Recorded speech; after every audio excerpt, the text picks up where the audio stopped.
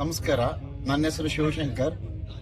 ತುಮಕೂರಿಂದ ನಾನು ಓಂ ಶಾಂತಿ ಶಿಬಿರಕ್ಕೆ ಬಂದಿದ್ದೇನೆ. 10 ದಿನದ ಈ ಒಂದು ಶಿಬಿರದಲ್ಲಿ ನಮಗೆ ಶ್ರೀ ರುದ್ರೇಶ್ ಅಣ್ಣವರು ಕರೆದುಕೊಂಡು ಬಂದಿದ್ರು. ನಾನು ಬ್ಯಾಕ್ಗ್ರೌಂಡ್ ರಿಟೈರ್ಡ್ ಫುಡ್ ಇನ್ಸ್ಪೆಕ್ಟರ್. ಈ ಓಂ ಶಾಂತಿ ಶಿಬಿರಕ್ಕೆ ಬರುವ ಮೊದಲು ನನಗೆ ಇದರ ಒಂದು ಅನುಭವ ಜ್ಞಾನ ಯಾವುದೂ ಇರಲಿಲ್ಲ. ಈ ಒಂದು ಶಿಬಿರದಲ್ಲಿ ಮೊದಲನೇದಾಗಿ ನನಗೆ ತುಂಬ ಇಷ್ಟ ಆಗಿದೆ ಒಂದು ವಾತಾವರಣ, ಪ್ರಶಾಂತವಾದ ವಾತಾವರಣ ಇದೆ. ಹಾಗೂ ಎಲ್ಲರೂ ಸಹ ಸಮಾಧಾನದಿಂದ ಮಾತನಾಡಿಸೋದು ಕಂಡು ನನಗೆ ನಿಜವಾಗಿಯೂ ತುಂಬ ಸಂತೋಷವಾಯಿತು. ಮತ್ತು ನನ್ನಲ್ಲಿ ನಾನು ಬದಲಾವಣೆ ಕಂಡುಕೊಂಡೆ. ಮೊದಲನೇದಾಗಿ ನಾನು ತಾಳ್ಮೆಯನ್ನು ಕಲಿತೆ ಇಲ್ಲಿ ಬಂದಾಗ. ಮತ್ತು ಇಲ್ಲಿ ಒಂದು ಜ್ಞಾನ, ಶಿವಜ್ಞಾನವನ್ನು ನಾವು ಏನು ಎಂಬುದನ್ನು ತಿಳಿದುಕೊಂಡಿವೆ. ಒಬ್ಬ ದೀದಿಯೂ ಸಹ ಪ್ರತಿಯೊಂದು ವಿಷಯದ ಬಗ್ಗೆ ಪ್ರತಿದಿನ ಬೆಳಗ್ಗೆ, ಮಧ್ಯಾಹ್ನ ಹಾಗೂ ಸಂಜೆ ಶಿಬಿರ ನಡೆಸಿಕೊಡುತ್ತಾ ಇದ್ದರು. ಈ ಒಂದು ಶಿಬಿರದಲ್ಲಿ ಗೀತಾ ದೀದಿಯವರ ಮಾತುಗಳು ನನಗೆ ತುಂಬ ಮನಸ್ಸಿಗೆ ಮನನವಾಯಿತು ಮತ್ತು ಇಷ್ಟವಾಯಿತು. ಶಾಂತಿಯನ್ನು ನಾನು ಇಲ್ಲಿ ಅವರಿಂದ ಕಂಡುಕೊಂಡೆ. ಶಾಂತಿ ನಮ್ಮಲ್ಲೇ ಇರುತ್ತದೆ, ಆತ್ಮದಲ್ಲಿರುತ್ತದೆ. ಆತ್ಮದಲ್ಲಿದ್ದು ಆ ಒಂದು ಶಾಂತಿಗಾಗಿ ಪರಮಾತ್ಮನಲ್ಲಿ ನಾವು ಧ್ಯಾನಿಸಿದಾಗ ಮತ್ತು ನಮ್ಮ ಒಂದು ನಡೆ ನುಡಿಯನ್ನು ನಾವು ಬದಲಾವಣೆ ಮಾಡಿಕೊಳ್ಳಬೇಕು ಎಂಬುದನ್ನು ನಾನು ಇಲ್ಲಿ ಕಲಿತೆ. ಹಾಗೂ ಇಲ್ಲಿಯ ಒಂದು ವ್ಯವಸ್ಥೆಯ ಬಗ್ಗೆ ಮತ್ತು ಶಿಸ್ತು, ಸ್ವಚ್ಛತೆಯ ಬಗ್ಗೆ ಸಹ ನಾನು ತುಂಬ ಇಷ್ಟಪಟ್ಟಿದ್ದೇನೆ. ಇದಕ್ಕಾಗಿ ನಾನು ನಮ್ಮ ರುದ್ರೇಶಣ್ಣನವರಿಗೂ ಹಾಗೂ ಇಲ್ಲಿಯ ಒಂದು ವ್ಯವಸ್ಥೆಯ ಬಗ್ಗೆ ಹಾಗೂ ಎಲ್ಲ ದೀದಿಯರ ಬಗ್ಗೆ ನನ್ನ ನಮಸ್ಕಾರವನ್ನು ತಿಳಿಸುತ್ತಾ ಇದ್ದೇನೆ. ಧನ್ಯವಾದಗಳು. ಓಂ ಶಾಂತಿ. ನಮಸ್ಕಾರ ಎಲ್ರಿಗೂ. ನನ್ನ ಹೆಸರು ಆನಂದ್ ಮೂರ್ತಿ ಅಂತ, ದಾವಣಗೆರೆಯಲ್ಲಿ ಇರ್ತೀನಿ. ವೃತ್ತಿಯಲ್ಲಿ ಆರೋಗ್ಯ ನಿರೀಕ್ಷಣಾಧಿಕಾರಿಯಾಗಿದ್ದೀನಿ. ಈ ಒಂದು ರಾಜಯೋಗ ಕಾರ್ಯಕ್ರಮಕ್ಕೆ ಒಂದು ಕೋರ್ಸ್ನ ತಗೊಳ್ಳಿಕ್ಕೆ ನನಗೆ ಪ್ರೇರೇಪಣೆಯಾಗಿದ್ದು ರುದ್ರೇಶ್ ಅಣ್ಣನವರು. ರುದ್ರೇಶ್ ಅಣ್ಣನವರ ಒಂದು ಫೋನ್ ಕರೆ ಮುಖಾಂತರ ನಾನು ಈ ಒಂದು ಕಾರ್ಯಕ್ರಮಕ್ಕೆ ಅಥವಾ ಈ ಒಂದು ರಾಜಯೋಗ ಕೋರ್ಸ್ಗೆ ಜಾಯ್ನ್ ಆದೆ. ಆರಂಭದಲ್ಲಿ ನನ್ನಲ್ಲಿ ಬಹಳ ಗೊಂದಲಗಳಿತ್ತು. ಏನಿರುತ್ತೆ, ಏನಿಲ್ಲ, ಇದು ಹೇಗೆ, ಮಧುಬನ ಏನೋ ಒಂದು ಬಹಳಷ್ಟು ಗೊಂದಲ ಇತ್ತು. ಯಾಕಂದರೆ ಪ್ರಪ್ರಥಮ ಬಾರಿಗೆ ನಾನು ಈ ಒಂದು ಪ್ರದೇಶಕ್ಕೆ ಬಂದೆ. ಹೇಳ್ಬೇಕಂತ ಹೇಳಿದ್ರೆ ನಾವು ಒಂದು ಸಾರ್ವಜನಿಕ ಜೀವನದಲ್ಲಿ ತುಂಬ ನೊಂದಿರ್ತೀವಿ. ಭಾಳಷ್ಟು ನೋವಿನಲ್ಲೇ ಕಲಿತಾ ಇರ್ತೀವಿ ಕಾಲನ. ಆ ನೋವಿನಿಂದ ಹೆಂಗೆ ಹೊರಗೆ ಬರ್ಬೇಕು ಅನ್ನೋದು ರಾಜಯೋಗ ಕ್ರಿಯೆಯಲ್ಲಿ ತುಂಬ ಅನುಕೂಲ ಆಯಿತು. ಆಮೇಲೆ ಮನುಷ್ಯನ ಜನ್ಮ, ಆತ್ಮ, ಕನೆಕ್ಟಿವಿಟಿ ಬಗ್ಗೆ ತುಂಬ ಅತ್ಯುತ್ತಮವಾಗಿ ಹೇಳ್ಕೊಟ್ರು. ಯಾಕಂದ್ರೆ ನಾವು ಈ ಶರೀರದ ಒಂದು ಬಟ್ಟೆಯನ್ನು ಧರಿಸಿ ಬಂದಿರತಕ್ಕಂಥ ಆತ್ಮ ನಾವು. ಆ ಆತ್ಮನ ನಾವು ಯಾವ ರೀತಿ ಶುದ್ಧವಾಗಿ ಇಟ್ಕೋಬೇಕು ಮತ್ತು ಬೇರೆ ಆತ್ಮಗಳ ಜೊತೆ ನಾವು ಹೇಗೆ ಸೇರ್ಕೋಬೇಕು, ಆಮೇಲೆ ಮುಂದಿನ ಕ್ರಿಯೆಗಳನ್ನ ನಾವು ಯಾವ ರೀತಿ ಮಾಡಬೇಕು ಅನ್ನೋದ್ರ ಬಗ್ಗೆ ತುಂಬ ದೀದಿಯವರೆಲ್ಲ ಭಾಳ ಮುಖ್ಯವಾಗಿದ್ರು. ಆಮೇಲೆ ನಾನು ನೋಡಿದಾಗೆ ಒಂದು ಪ್ರಪಂಚದಲ್ಲಿ ಅತ್ಯುತ್ತಮವಾದ ಒಂದು ಕಾರ್ಯಕ್ರಮ ಅಂತ ಹೇಳ್ಕೊಡ್ತೀನಿ. ಯಾಕಂದರೆ ಅಷ್ಟು ದೊಡ್ಡ ಹಾಲು, ಗಾಳಿ, ಬೆಳಕು ವ್ಯವಸ್ಥೆ, ಮೈಕು, ಅಡ್ವಾನ್ಸ್ ಟೆಕ್ನಾಲಜಿ ಮತ್ತು ಭಾಷೆಯನ್ನು ಟ್ರಾನ್ಸ್ಲೇಟ್ ಮಾಡ್ತಕ್ಕಂಥದ್ದು ಮತ್ತು ಇಡೀ ಮಧುಬನ ಸಂಪೂರ್ಣವಾಗಿ ಶುದ್ಧತೆಯಿಂದ ಕೂಡಿರ್ತಕ್ಕಂಥದ್ದು, ಅದೇ ನಮಗೆ ಸಾಕು. ಎಷ್ಟೋ ನೆಗೆಟಿವ್ ಎನರ್ಜಿನ ತೆಗೆದಾಕ್ಬಿಟ್ಟು ಪಾಸಿಟಿವ್ನೆಸ್ನ ಕೊಡುತ್ತೆ. ಆಮೇಲೆ ಅಲ್ಲಿರ್ತಕ್ಕಂಥ ಇನ್ನೊಂದು ಮೇನ್ ಗುಣ ನನಗೆ ಇಷ್ಟ ಆಗಿದ್ದು ಅಂತ ಹೇಳಿದ್ರೆ, ಪ್ರತಿಯೊಬ್ಬರು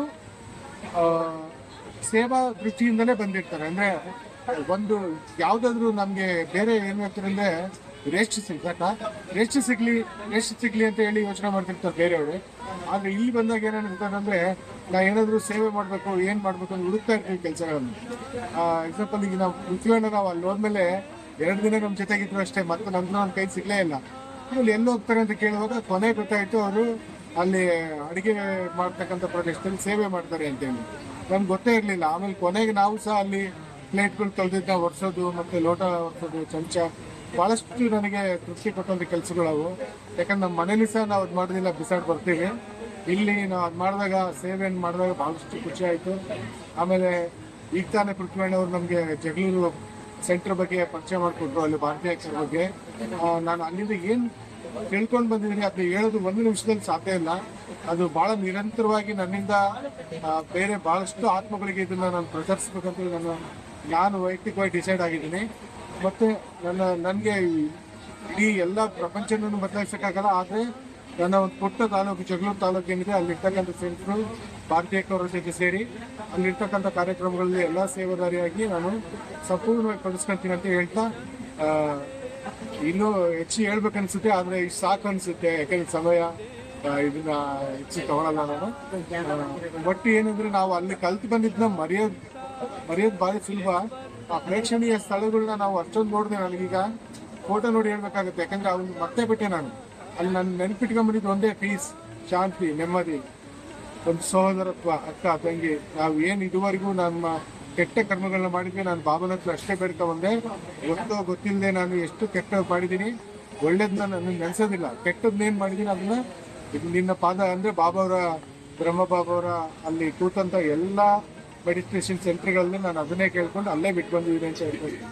ಯಾಕಂದ್ರೆ ದೀದಿಯವ್ರು ಒಂದು ಮಾತಲ್ಲಿ ಹೇಳ್ತಾ ಇದ್ರು, ನೀವೇನು ಕೆಟ್ಟದ್ದು ಮಾಡಿದ್ದೀರಾ ನಿಮ್ಮ ಕೈಲಿ ಯಾರಿಗೂ ಅದನ್ನ ಕೊಡೋಕ್ಕಾಗಲ್ಲ, ಅಂದ್ರೆ ಇಲ್ಲಿ ಕೊಟ್ಬಿಡಿ ಬಾಬಾ ಅವ್ರಿಗೆ ತಗೊಳ್ತಾರೆ. ಯಾಕಂದ್ರೆ ನಾವು ಯಾರಿಗೂ ಕೊಡೋಕೆ ಸಾಧ್ಯ ಇಲ್ಲ ಕೆಟ್ಟದನ್ನ. ಖುಷಿನ ಕೊಡ್ಬೋದು, ಹಣ ಕೊಡ್ಬೋದು, ಎಲ್ಲ ಆನಂದನ ಕೊಡ್ಬೋದು ನಾವು ಎಲ್ಲರಿಗೂ. ಆದರೆ ನಮ್ಮಲ್ಲಿರ್ತಕ್ಕಂಥ ಕೆಟ್ಟದನ್ನ ನಾವು ಇನ್ನೊಬ್ರಿಗೆ ತಗೊಳ್ರಿ ಅಂತ ಕೊಡೋಕ್ಕಾಗಲ್ಲ. ಅಷ್ಟು ಧೈರ್ಯ ಇಲ್ಲ ನಮಗೆ. ಅಲ್ಲಿ ಬಾಬಾನ ಹತ್ರ ನಾವು ಮಗುವಾಗಿ ನಾನಂತೂ ಬೇರೆ ಗೊತ್ತಿಲ್ಲ, ನಾನು ಸಂಪೂರ್ಣವಾಗಿ ಶರಣಾಗಿ ನನ್ನೆಲ್ಲ ತಪ್ಪುಗಳನ್ನ ಅಲ್ಲಿ ಬಿಟ್ಟು ಬಂದಿದ್ದೀನಿ. ನನ್ನ ಮುಂದಿನ ಜೀವನದಲ್ಲಿ ಶಾಂತಿಯುತವಾಗಿ ಸಹೋದರತರ ನೋಡ್ಕೊಂಡು ಸಮಾಜದಲ್ಲಿ ಒಳ್ಳೆ ಆತ್ಮವಾಗಿ ಒಳ್ಳೆ ಸಂದೇಶಗಳನ್ನ ಸಾಕ್ತಾ ಬದುಕಬೇಕಂತ ಆಸೆ ಪಡ್ತೇನೆ. ನಾನು ಈಶ್ವರ್ ದೊಡ್ಡಮನೆ ಮೈಸೂರಿಂದ ಈ ಸಲ ಬ್ರಹ್ಮಕುಮಾರಿ ಅಬು ರೋಡ್ಗೆ ಹೋಗಿದ್ದೀವಿ. ಅಲ್ಲಿಂದ ಬೇರೆ ಬೇರೆ ಜಾಗಗಳಿಗೆ ಭೇಟಿ ಕೊಟ್ಟಿದ್ದೇವೆ. ನಲ್ಲಿ ಪಾಂಡು ಭವನ, ಆಮೇಲೆ ಪೀಸ್ ಭವನ, ಪೀಸ್ ಪಾರ್ಕ್ ಮತ್ತು ದಿಲ್ವಾರ ಟೆಂಪಲ್, ಮಹಾವೀರ್ ಜೈನ್ ಟೆಂಪಲ್, ಇದಕ್ಕೆಲ್ಲ ಅಲ್ಲಿಂದ ಹೋಗಿ ಒಳ್ಳೆ ಪ್ರೋಗ್ರಾಮನ್ನು ಮಾಡಿಕೊಟ್ರು ನಮಗೆ. ನಾವು ಅದನ್ನೆಲ್ಲ ಚೆನ್ನಾಗಿ ನೋಡ್ಕೊಂಬರೋದಕ್ಕೆ ಭಾಳ ಅನುಕೂಲ ಆಯಿತು. ಅದಾದಮೇಲೆ ಕೆಲವು ದಿನಗಳು 2-3 ದಿನ ಅಲ್ಲಿ ನಮಗೆ ಧ್ಯಾನ ಕೇಂದ್ರದಲ್ಲೆಲ್ಲ ಚೆನ್ನಾಗಿ ಟ್ರೈನಿಂಗ್ ಕೊಟ್ಟಿದ್ದಾರೆ. ಆ ಟ್ರೈನಿಂಗನ್ನು ಆದಷ್ಟು ನಾವು ನಮ್ಮ ಲೈಫಲ್ಲಿ ಅಳವಡಿಸ್ಕೋಬೇಕು ಅಂತ ಇದ್ದೀವಿ. ಎಷ್ಟು ಸಾಧ್ಯವೋ ಅಷ್ಟನ್ನು ಅಳವಡಿಸ್ಕೊಂಡು ಶಾಂತತೆಯಿಂದ ನಮ್ಮ ಜೀವನ ನಡೆಸಬೇಕು ಅಂತ ಇದ್ದೀವಿ. ಇದನ್ನೆಲ್ಲ ನಮ್ಮ ಮಕ್ಕಳಿಗೂ ಸಹ ಹೇಳಿ ಅವ್ರಿಗೂ ತಮ್ಮ ಜೀವನದಲ್ಲಿ ಸಿಟ್ಟನ್ನು ಕಂಟ್ರೋಲಲ್ಲಿ ಇಟ್ಕೊಂಡು ಶಾಂತವಾಗಿ ಜೀವನ ಮಾಡಬೇಕು ಅಂತ ಹೇಳ್ತೀವಿ. ಅವರು ಅದನ್ನು ಎಷ್ಟು ಫಾಲೋ ಮಾಡ್ತಾರೆ ಅನ್ನೋದು ಅವರು ಬಿಟ್ಟಿದ್ದು. ನಾವೀಗ ಅನುಭವಿಸಿದ್ದನ್ನು ಆದಷ್ಟು ನಾವು ನಮ್ಮ ಲೈಫಲ್ಲಿ ಅಳವಡಿಸ್ಕೊಂಡು ಶಾಂತತೆಯಿಂದ ಇರುವಂಥದಕ್ಕೆ ಪ್ರಯತ್ನ ಪಡ್ತೀವಿ.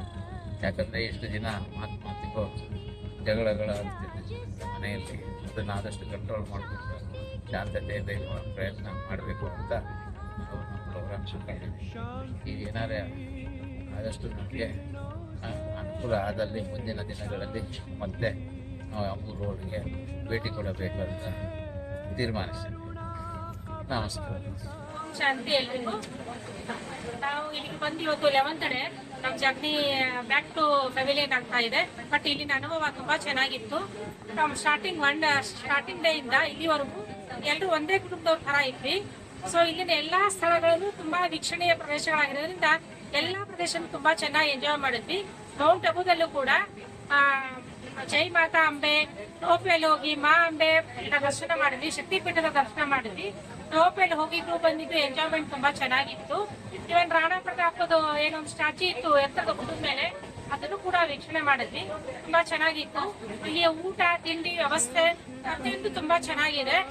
ಮತ್ತೆ ಎಲ್ರು ನಮ್ಮೂರು ಅನ್ನೋ ಭಾವನೆ ಒಂದು ಇಲ್ಲಿ ಬರುತ್ತೆ. ಇಲ್ಲಿ ಬಂದ ಮೇಲೆ ನಾನು ನೀನು ಅನ್ನೋ ಒಂದು ವ್ಯತ್ಯಾಸ ಇರೋದಿಲ್ಲ. ಸೊ ಎಲ್ರು ಒಂದು ಕುಟುಂಬ ತತ್ವವನ್ನು ಕಲ್ತ್ಕೊಂಡ್ವಿ, ಕರ್ಮಯೋಗ ಕಲ್ತ್ಕೊಂಡ್ವಿ, ಕೋಪ ಬಿಡ್ಬೇಕು ಅನ್ನೋದನ್ನ ಕಲ್ತ್ಕೊಂಡ್ವಿ.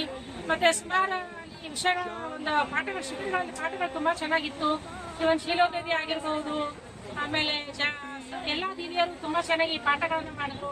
ಗೀತಾ ದೀದಿಯ ಪ್ರತಿಯೊಂದು ಪಾಠದಲ್ಲಿರೋ ಒಂದು ಎಸೆನ್ಸ್ ಅನ್ನ ನಾವು ತಗೊಂಡು ನಮ್ಮ ಜೀವನದಲ್ಲಿ ಅಳವಡಿಸ್ಕೊಂಡ್ರೆ ಒಂದು ನೆಮ್ಮದಿಯ ಜೀವನವನ್ನು ನಡೆಸಬಹುದು ಅಂತ ಅನ್ಸುತ್ತೆ.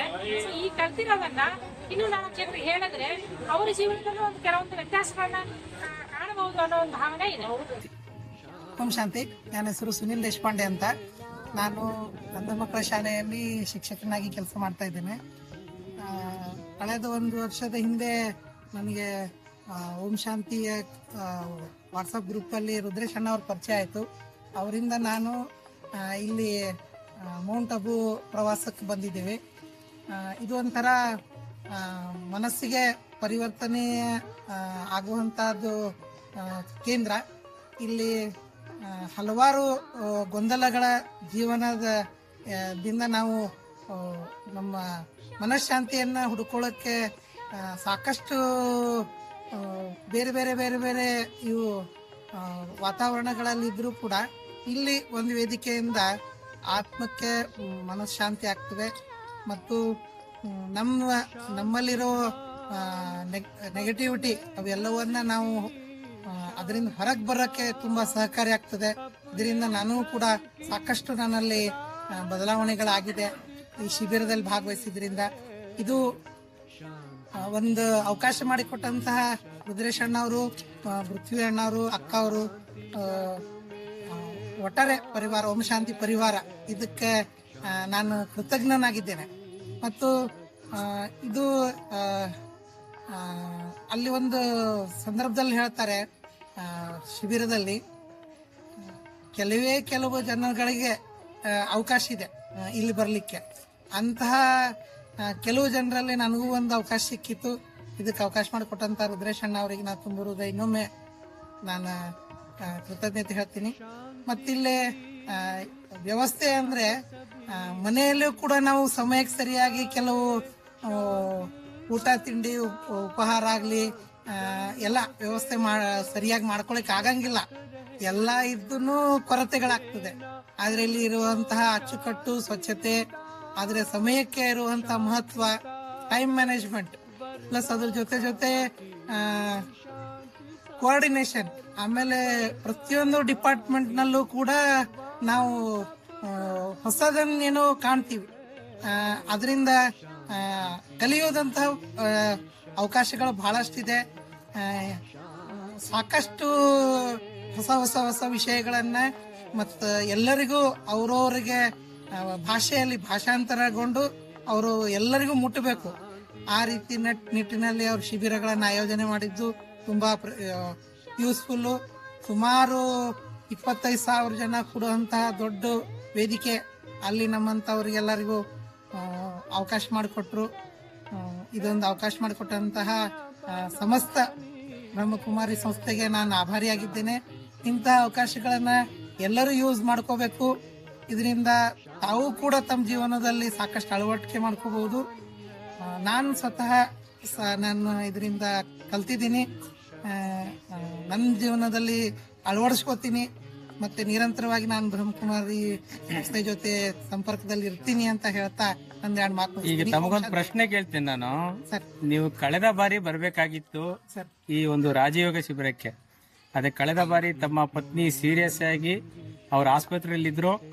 ಅವಾಗ ತಾವು ಕೂಡ ಅಲ್ಲಿ ಟಿಕೆಟ್ಗೆ ಅಲ್ಲಿ ಮಾಡಿಸ್ಕೊಂಡಿದ್ರಿ. ಆ ಟಿಕೆಟ್ನ ಕ್ಯಾನ್ಸಲ್ ಮಾಡಿದ್ರಿ. ಮತ್ತೆ ಭಂಡಾರದ ಹಣ ಕೂಡ ಅದು ತಾವು ಇಸ್ಕೊಳ್ಳಿಲ್ಲ. ಆ ಭಂಡಾರದ ಹಣ ಹಾಕ್ಬಿಡಿ ನೀವು ಅಂತ ಹೇಳ್ಬಿಟ್ರಿ. ಆದ್ರೂ ಕೂಡ ನಾನು ಆ ಭಂಡಾರದ ಹಣ ಇಟ್ಟಿದ್ದೆ. ಅವಾಗ ನಿಮ್ಗೆ ಅನ್ನಿಸ್ಲಿಲ್ವಾ ಅದು ಭಂಡಾರದ ಹಣ ಈ ರೀತಿ ಕೊಟ್ಟಿದ್ದೆ, ಹಣ ಹಿಂತಿರುಗಿ ಬರಲ್ವಲ್ಲ ನನಗೆ, ಆ ರೀತಿ ಭಾವನೆ ಬಂದಿರ್ಲಿಲ್ವಾ? ನಾನು ಅದು ಹಣಕಾಸಿನ ವಿಚಾರ ನಾನು ಮಾಡಿಲ್ಲ.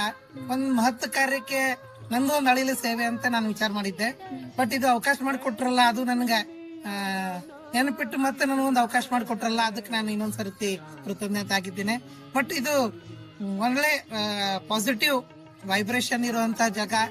ಮತ್ ನನ್ನ ಒಂದ್ ಸಲಹೆ ಅಂದ್ರೆ ಅವಕಾಶ ಸಿಕ್ಕರೆ ಎಲ್ಲರೂ ಒಂದ್ಸಾರಿ ಬಂದು ಶಿಬಿರದಲ್ಲಿ ಭಾಗವಹಿಸ್ರಿ. ಇಲ್ಲ ಸಮೀಪ್ ಸೆಂಟರ್ ನಲ್ಲಿ ತಾವು ನಿರಂತರವಾಗಿ ಆ ಬ್ರಹ್ಮಕುಮಾರಿ ಸಂಸ್ಥೆಗೆ ಹೋಗ್ರಿ. ಅಲ್ಲಿರುವಂತಹ ಪಾಸಿಟಿವ್ ವೈಬ್ಗಳನ್ನ ತಾವು ಅದನ್ನ ಮನವರಿಕೆ ಮಾಡ್ಕೊಳ್ರಿ ಅಂತ ಹೇಳ್ತಾ ನಾನೊಂದ್ 2 ಮಾತು ಮುಗಿಸ್ತೀನಿ. ಓಂ ಶಾಂತಿ.